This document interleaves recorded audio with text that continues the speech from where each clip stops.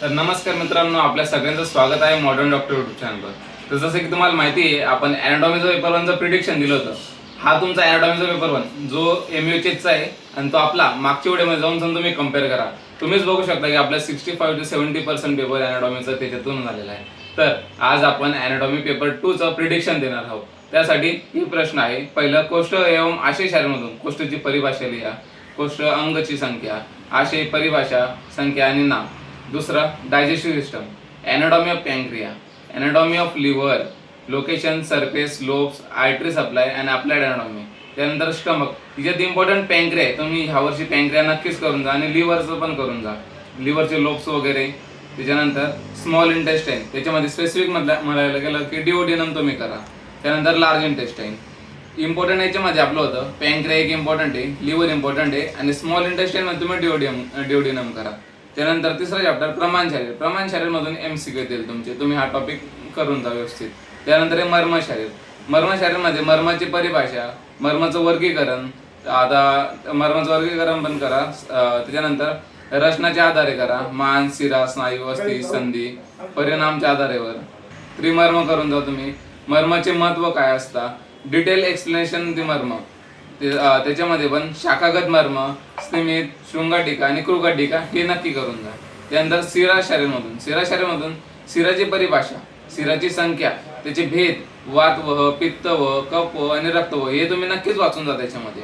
त्यानंतर सगळ्यात इम्पॉर्टंट म्हणायला गेलं तर अवैद्य शिरा हे तुम्ही नक्की करून जा, हा फिक्स येऊ शकतो तुम्हाला.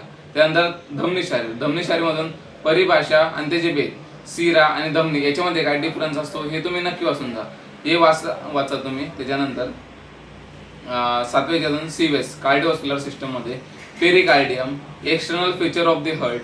आता याच्यामध्ये जर आपण म्हणलं की इम्पॉर्टंट काय, तर राईट एट्रियम करा तुम्ही आणि लेफ्ट वेंट्रिकल. राईट एट्रियम आणि लेफ्ट वेंट्रिकल हे इम्पॉर्टंट आहे तुमच्यासाठी.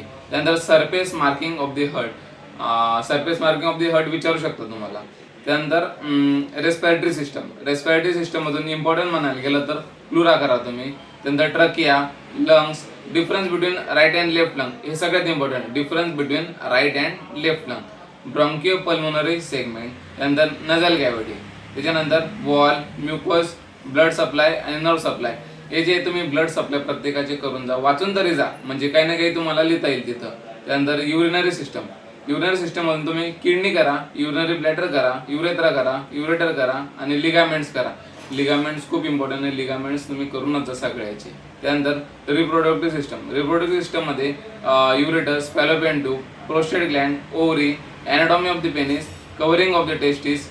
नंतर 11 चॅप्टर कला शरीर मधून तुम्ही पुरा चॅप्टर इम्पॉर्टंट आहे, पुरे श्लोक पाठ करून जा तुम्ही. त्याचे ट्रिक्स वगैरे, त्या ट्रिक्स पण वाचून घ्या, म्हणजे MCQ मध्ये पण कला शरीरचे MCQ पडतात आणि SCQ पण येते त्याचा. त्यानंतर इंद्रिय शरीर, इंद्र पंचक हे तुम्ही केलं असेल, चरक मध्ये पण असतं, तुम्ही केलं असेल. त्यानंतर त्वक शरीर, त्यानंतर लेअर स्किन याची तुम्ही मॉडेलनुसार पण करा आणि जे आयुर्वेदाने सांगले ते पण करून जा तुम्ही. त्यानंतर सेन्सरी ऑर्गन मध्ये इम्पॉर्टंट ह्या टायमाला तुम्हाला सगळ्यात इम्पॉर्टंट आहे इयर आणि आय, खूप इम्पॉर्टंट आहे, तुम्ही हे नक्कीच करून जा. इयर आणि आय आणि टंग आणि बाकीचं स्किन वगैरे आपलं एक तुम्ही झालेलं असेल, तुम्ही फक्त वाचून जा. वरच्यावर लेयर्स वगैरे माहिती पाहिजे, नजल, सेप्टम वगैरे हे पण. तर तुम्हाला माहिती आहे आपण आता पेपर 1चं प्रिडिक्शन दिलं होतं, इतकं तर तुम्हाला गॅरंटी आली असेल की आपण जे काही प्रिडिक्शन देतो त्यातून 55 ते 60% पेपर येतं. तर नक्कीच तुम्ही हे पण करून जा, याच्यातून पण तुम्हाला येईल.